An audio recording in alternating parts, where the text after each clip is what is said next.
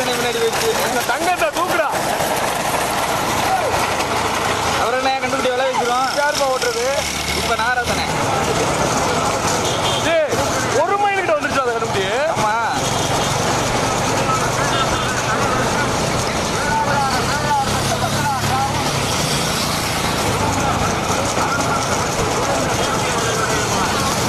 துணிச்சலான கண்டுப்பா.